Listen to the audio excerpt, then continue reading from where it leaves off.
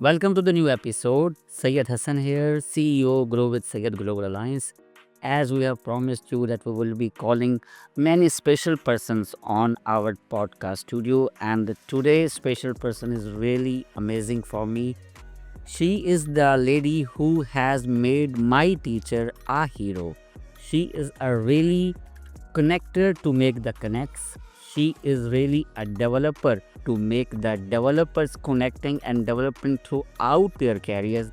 And she is the teachers of many teachers, and she is the trainer of many trainers. Welcome, Madam Samaskar, to our podcast. Assalamu alaikum. Thank you Well, so much for having me. most welcome. We warmly welcome you on this podcast. And as we have on the mission of personality type awareness, so I would request, according to our this all going on agenda, that Dr. Kamri will come personality assessment with you. After that, we'll go ahead and we'll like to ask from you what you have known about you after meeting him. Absolutely. Welcome, Dr. Kamar. Please welcome and take the lead. जी अस्सलाम वालेकुम जी मैं doctor कमर personality type की field में हूँ I am into the domain of personality type since about 20 years and today we have a very special guest with us Madam Salma Asghar and we will as our routine procedure we will do her assessment and then we will discuss about her career and her personality type. That will definitely be quite rewarding for all of us. So, ji, thank you very much for being here. And it was very good discussion that we have just held. So as per commitment, I will ask few questions so that we can ascertain your type. As we were discussing that we are born with our type and we cannot change it during the course of time. Type is innate and it can only be developed and cannot be changed. So it's very important for all of us to at least know our type. It's useful for us. So type discovery is being made very simple by many philosophers and many theorists, and now we just have to discover 4 letters in 4 dichotomies to know our type. And once our type is discovered, a lot can be predicted after that. So the first dimension is extroversion and introversion. In Jungian psychology, extroversion is the world outside the skin and introversion is the world inside the skin. Introverts prefer and gain energy from doing introverted tasks, and extroverts gain energy by engaging with extroverted environment, the extroversion. So what do you think you enjoy more in being social, or you enjoy more being alone? I think anybody who knows me knows I'm an extrovert. Is there doubt of There's absolutely no doubt about it. So It's let's spent say a lot. I'm a move. Yeah, that saves a lot of time. I do enjoy. So I'm a typist so- person. people person. So your first letter is E. Now let's move to a second. Second dimension is about our learning style. We all are gifted with 2 methods to learn. One Jung said as sensing, and the other one is intuition. Sensing is a way of learning, the method with which we can learn using 5 senses, and in short, we can say that in sensing we learn from our experiences. Intuition is the other way of learning, and in which we perceive information through intuition, and that intuition gives us the information about future, imagination, vision, and theories. Abstract information comes from intuition. We all are gifted with both these capacities, but most of the people on earth prefer sensing, but there are people, about 25%, who prefer intuition. So what you prefer? You enjoy learning from your 5 senses, or you enjoy learning from your 6th sense? But I think a bit of both. I do like to read and write to perhaps consolidate what I've read or what I've seen. I do learn best by taking notes because that's something that sticks much more in my memory. But I also rely a lot on intuition. and my gut feeling. I mean, as you are very seasoned and very experienced professional, basically, there are two type of, there are two elements in our personality. One is our type, and the other one is our learnings, development. But development is not type, and type is. That's why I'm constantly, again and again using the word energy. I mean, which way of learning from your childhood is really giving you energy? Learning from experience, learning from intuition. Learning from experience, I think. You're more of a practical. I'm a very practical person, so I Very learn from practical. experience a lot more. Yeah. Perfect. Very right. I take my knocks and I learn. And you observe and you learn. I observe and I learn. I learn a lot from other people, from the experiences of other people. Experiences. And also, I mean, you must be having a lot of intuition, but you want to have evidence for them to Yeah. believe, Yes. not by just having intuition. No. This is the difference between intuitives and sensing, because we as intuitives, we don't need evidence to trust our gut. Yeah. I need evidence. We to get trust my gut. see it's there. No, I'm very practical, so I That is will type. I will sort of second guess that. This is a very big information. Of course, I will be explaining it. Now, the third dimension is about sense, thinking and feeling. These are basically the two ways with which we can make decision. We can organize our information in our mind. Thinking is a logical way of organizing and deciding about our information, and feeling is basically a emotional and subjective way of organizing information. Most of the women are F type and most of the men are T types. But there are women who are T types and there are men who are F types, like I am.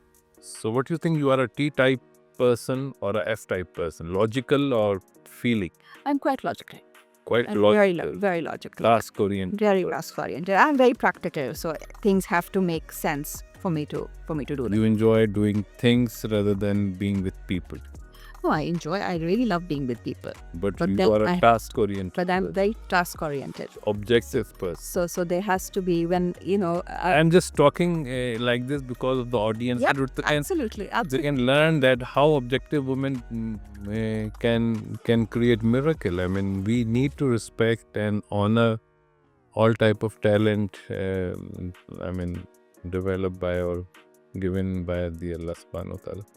always looking to solve problems. Yeah, So even in the home Oh. with my kids, I'm coming to it. I'm Okay. always task oriented. So I have to be doing something. That area is still left. So you are E, you are S, and you are T. Okay, EST. The last part is how we live, how we prefer to live. I mean, our life is tight. There are two type of people. One are J types and the other one are P types.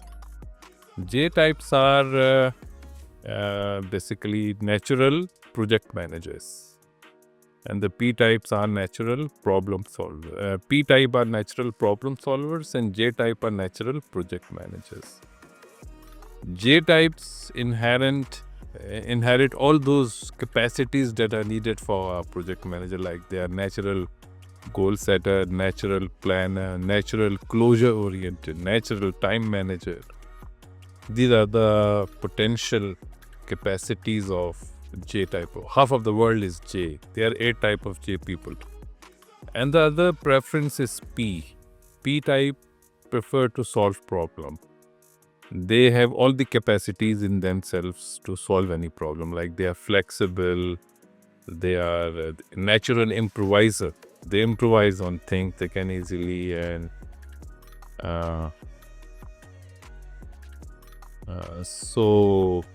and they enjoy moving in a go with the flow environment. They don't like to be rigid in their decision or by the they also don't enjoy being in a rigid schedule. What do you think? You are a J type project manager or a P type problem solver? Definitely a P type. I think that We have second ESTP today. So you are a ESTP type. ESTP women are great women. I mean, ESTP women are very active. action-oriented, logical, a bit strict or a bit tough in their language, but people might not like them, but they appreciate their result. They are very good in selling, very good in communication, but extreme task oriented, and they really enjoy thrill. They are very workaholic sort of people, and they know the value of money and time. But they enjoy eating as well, because their life is full of thrill. I mean, any new restaurant they want to taste, and they don't like to be in a you can say limousine, but they enjoy like a what we call in Pakistan Prado or Land Cruiser sort of. Even rickshaw. Even anything that gives them thrill, they enjoy having a thrill in their life, huh? So ESTP are these type of people. They create visibility in the world. They create result. They believe in action. These are the talents, and their blind areas may include that they are not like most of the women. They might be strict or a bit tough in their talk, which is necessary to create results, of course. They are not very emotional. That is predicted of most of the women. They are not like they don't like to be much scheduled. That is being needed for many of the corporate world, corporate environment. They like to be free of external pressures. Of course, they love talking, and it's difficult for them to be alone for a long time. Absolutely. Do a lot of writing work. So these are the blind areas of ESTP, and nowadays ESTP are really flourishing internationally. Like Modi, PM of India, is ESTP. PM of Pakistan, Shehbaz Sharif, is ESTP. Upcoming US Prime Minister Donald Trump is ESTP. So they are very. I think I need to change my This personality. is the era. No, but there are many more.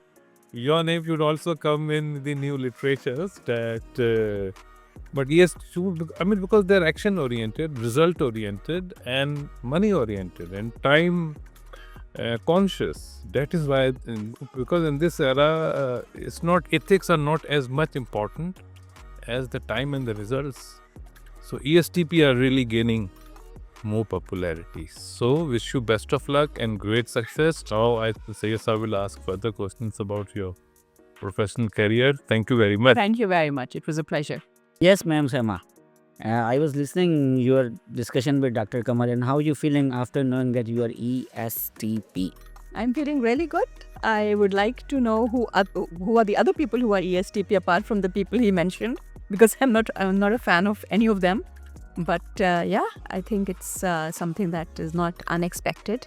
I do like solving problems. I like helping people, and I feel that in my work, a lot of the work I do is to help people solve a problem that they may have in their decision making, in their career planning, in their educational planning, and so it sort of fits in very well with the personality type that I have apparently. Yes, and our first guest, Mr. Raza Hussain from the Albert Cartoons, he was also ESTP, and we are today meeting the second person ESTP.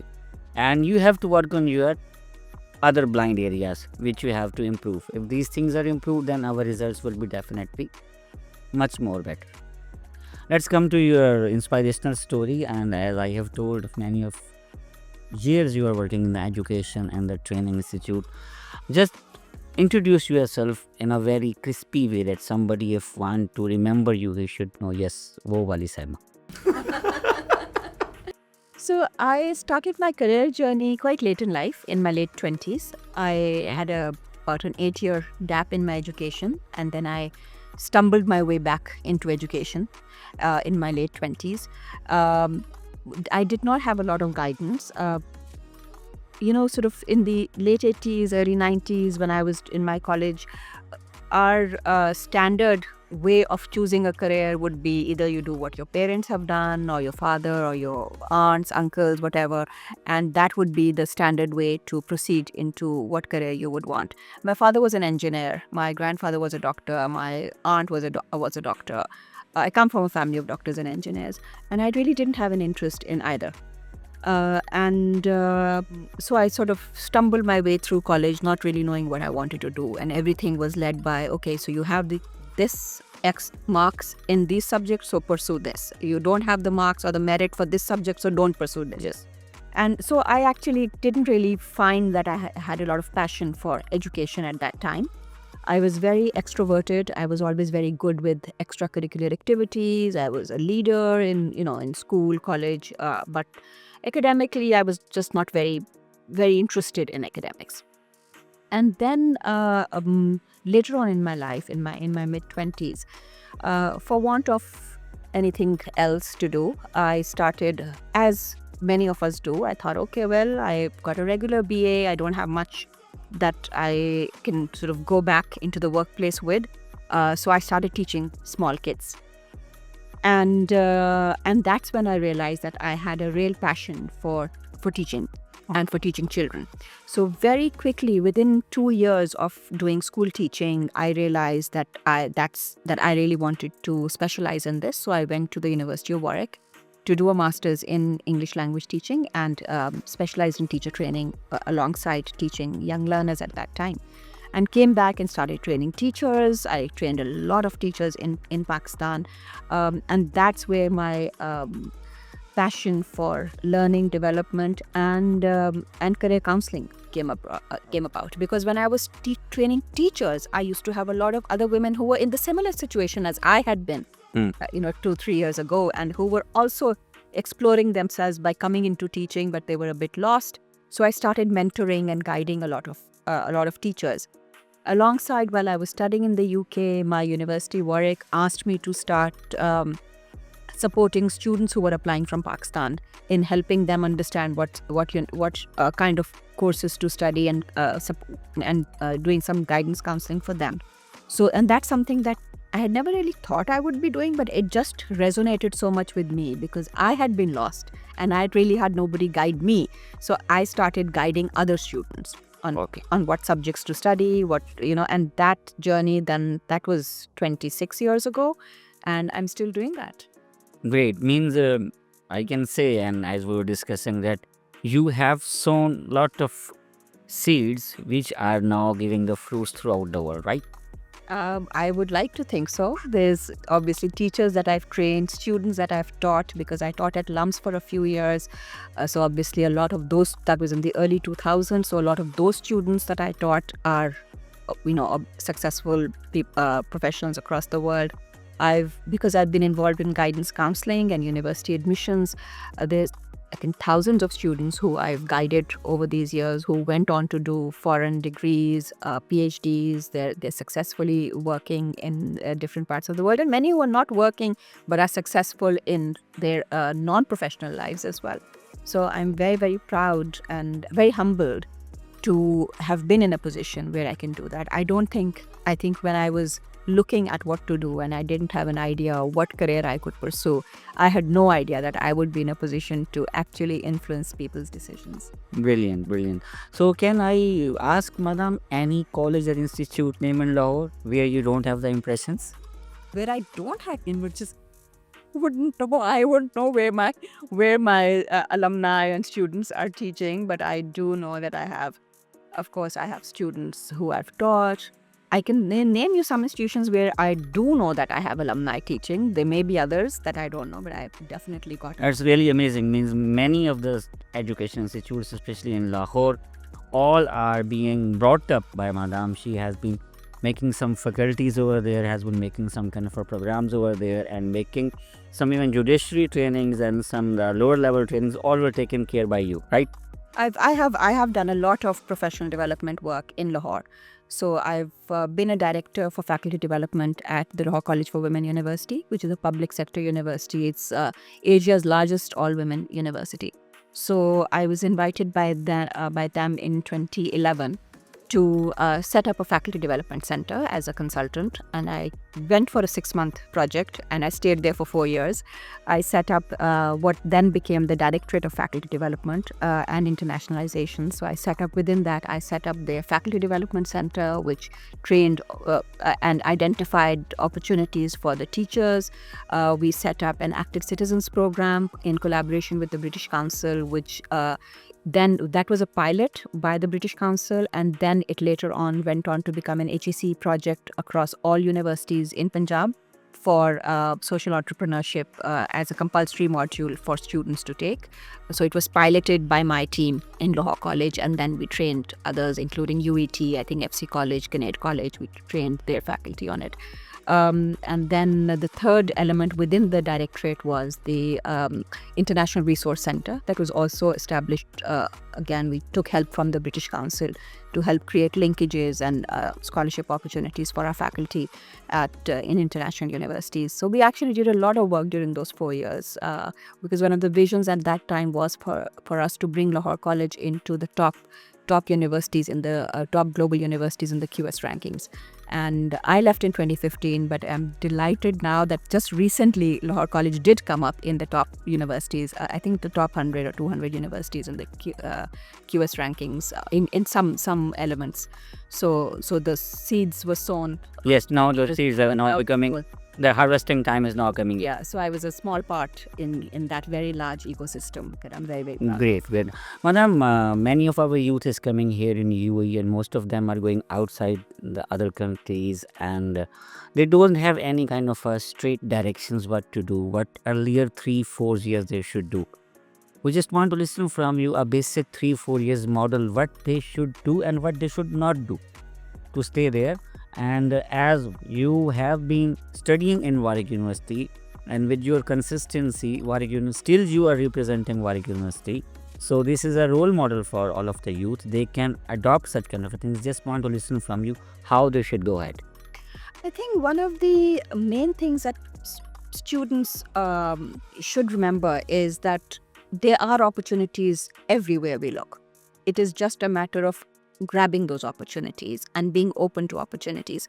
A lot of the times when students come to me, they ask me, well, they're sometimes too focused on the end result. And because they're so focused on the end result, they stop looking at what is around them immediately.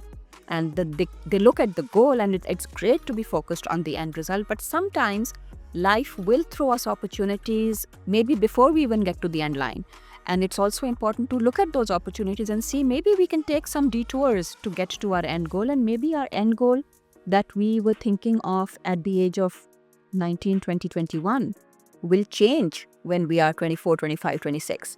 So maybe our end goal that we had established initially was not very clear. So we need to be slightly flexible to reimagine our end goal as well.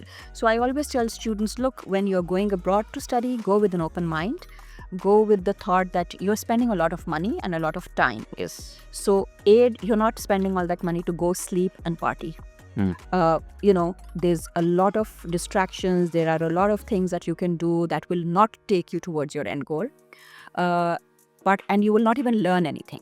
But then there are a lot of things that may not directly take you towards your end goal, but you will have a lot of learning through those experiences. It could be things like part-time work. So we have a lot of students who, if they have the money to pay for their degree, don't bother to do any part-time work. They don't bother to take up the opportunities that are offered by their universities. There's free career support in the universities. There are so many clubs and societies. There are so many part-time working opportunities, even if it means working at a cafe. It's a lot of learning. And these are things that we must do, irrespective of whether we need money or not.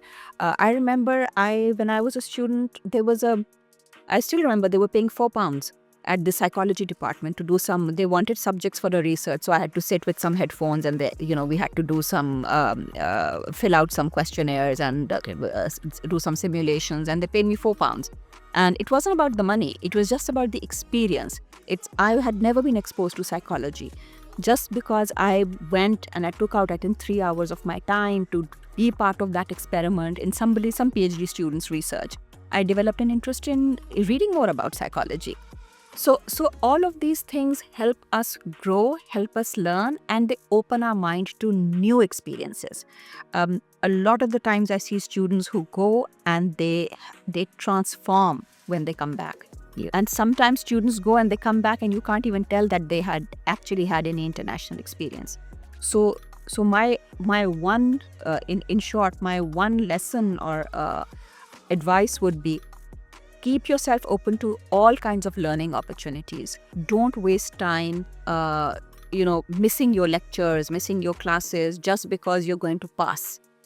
You're not going there only for what is being taught in the classroom. You're going overseas to learn from the diverse nationalities that are there, from the diverse experiences that are there, and you will take away the good things from Yes, from it. definitely. Yes, the people who are living here in UAE, they have a different exposure from the people who are not living in UAE. Same, and the other countries, if you go, you have a lot of other things which you can learn, and that will definitely help in your practical life. Yeah. When the hardened times are coming, those exposures will give you a light to go ahead, right? And learn from other people. Yes. Look at other people. Sometimes, when we're living in our country, because our country is, mashallah, we're a great nation. But the thing is that we are a very monocultural. I wouldn't say monocultural, but we're a very mono-national nation. So we don't have a lot of diversity in nationalities and exposure to other nationalities when we are growing up. So when we step out of the country, we end up working, knowing Indians, Filipinos, Mexicans, Americans, Europeans, people we've never worked with before, people we've never learned through before. So rather than trying to stick to our own Pakistani circles, which is very nice because we get that support, we should also be open to working and learning from the other nationalities around us, because they gain a lot from us and we gain a lot from them. So and I have a lot of students who ask me, oh well, if I go to this university, I don't want to go here because it doesn't have a lot of Pakistanis, or it has too many people from other nationalities. And I say, if you're going only for the Pakistanis, then we have amazing institutions in Pakistan. Yes. Stay in Pakistan and study from there and go and work overseas. But if you're going overseas, then you're going to get the exposure to other nationalities, not because you want other people from your own school or from your own city or from your own country only. Great. Madam, what could be your role model if in your entire inspirational story? Who would you point out that this is my role model? I have many role models. So I have role models through my education. I've had my teachers who've been role models. I've had colleagues who've been role models. My father's been a huge role model for me. My father was, he migrated from India at the time of partition. He was in grade 9 or 10 at that time. And his father passed away shortly. So he was orphaned just after partition. And he sort of supported his mother and his family, and not financially at that time, but emotionally, and with a lot of, as a migrant, he supported them practically a lot. So my father was a very practical person, and I think I gain a lot of my traits and my personality perhaps from him as well. And he was a doer. So and maybe I didn't see him as much of a role model when I was growing up, because I perhaps didn't have that kind of awareness. But now when I look back, I see that he shaped a lot of my personality as well. Great. So if we conclude and we go ahead, and just want to ask from you another thing, what's your vision? Where you seeing after 5 years, 10 years? Steps is your main company, and where you are keeping the steps in upcoming few time? I think for steps, I would like to, I'm now looking at expanding. We have, of course, we started from Pakistan, with Steps was a sort of a side business, whereas my teaching and my academic engagements were my full-time work, and then gradually Steps became my full-time work, and then we expanded to Dubai, and now we're looking to expand Steps to other countries as well by taking on, we've got a few partnership agreements, etc., in the pipeline, where we're going to be working with colleagues across countries to expand Steps as well. We're also exploring. I personally have stepped a lot into the coaching space. So I'm getting a lot based on all the experience and the exposures that I had and the trainings I've had over the years. I myself had started doing a lot more work with professionals and coaching them, and also with women who may have been who may have faced certain challenges in life, like I did when I was younger, and don't really have safe spaces to speak to anybody, or don't have mentors and role models. So I'm as I move towards retirement in the next few years, or I think that is something that I would like to be doing a lot more, where I'm impacting people on a more personal basis, and developing a team that can help take steps wider and impact more people. Okay, means you are going to create a legacy of a steps after you, when even you're not working so hardly, so actively, that team can taking many others on the steps of success, right? Absolutely, absolutely, and that's that's after I turned 50, that's what I have started sort of working towards, where I'm not the only person who's focused on steps, but there is a team that takes it forward. One advice about your good health. I think genetics, genes. Okay, but there's nothing to eat, not to eat this, don't to do like this. I'm guilty of actually being a very bad eater, very bad about my nutrition. I keep getting scolded by my children. So yeah, I don't think anybody should be looking at me for any kind of inspiration on health related matters. I'm pretty bad. So it is luck. It is luck, and it is genes. So it means if somebody is eating, it's no worries. If your luck is good, then you will be smart. Yes. So I don't exercise. I don't go to the gym. I do eat a lot of junk food. I drink cola, which I shouldn't.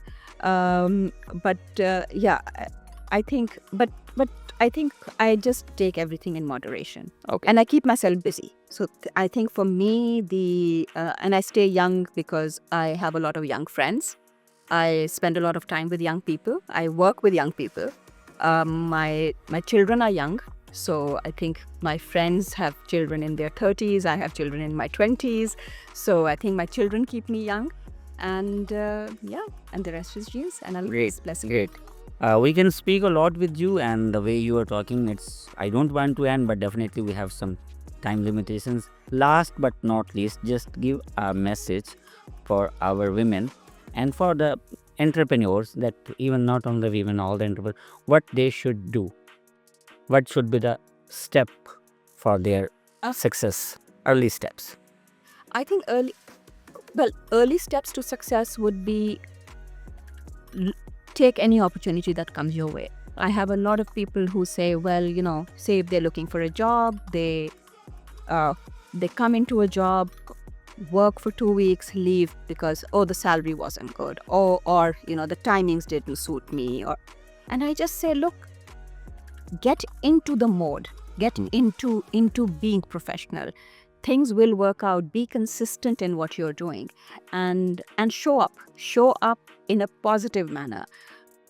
You can complain all you want afterwards, but if you really want things to work, then sometimes everything will not be as you want it. You will have to make some sacrifices. So, and I feel that a lot of the times we complain too much, and we are not willing to be flexible. So flexibility is the key, because there is always learning in whatever we do. And I think especially for women, what I would like to say is, don't let your circumstances or your relationships hold you back. I always say there are relationships that can be magnets that are holding us down and that happens for women a lot more than for men. So there are a lot more women who get held back in their dreams and aspirations because of the relationships around them. And what's important for us is that our relationships are not going to be successful if we are not happy in what we are. Yes. So your relationships should not be magnets holding you down. Rather, they should be like they should be like wings beneath. They should be like the wind beneath your wings, helping you fly.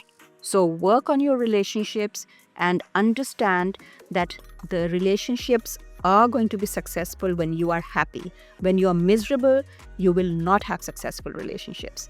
And also for every woman out there, please, you must be doing something to make yourself financially strong, also for yourself, for your children, for your partners, because it's not fair for in this day and age, it's not fair for there to be one breadwinner in the family. There need to be two breadwinners. So I always say, hats off to the men who are the sole breadwinners in their homes, because it's it's really not something that they should have to do and carry the weight of the whole family. The women, depending on however much you can, because of course women have that whole responsibility of raising the children in the house as well. And there may be times in your life where you will not be able to contribute financially, but there will be times in your life when you can. So, and when that time comes, when your maybe your child bearing years have past you, or when your children are in full-time schooling, you will be able to take out a few hours of the day to do something that gives you some financial satisfaction and that gives some financial respite to your homes as well, especially when you are not in Pakistan. Because when we are out of Pakistan, it's even more difficult because we are in a foreign land. Thank you very much. So nice of you. And audience, the best choice if you are teachers going to any other country for higher studies, Ma'am Samaskar. If you are looking for any career counseling, then Ma'am Samaskar. And if you are going to start new coaching or new program, new development, then Ma'am Samaskar, is the best choice for you. You can follow on our social media pages and Ma'am social media pages. From there you can get lot of other information, and see you in upcoming episodes. Thank you very much.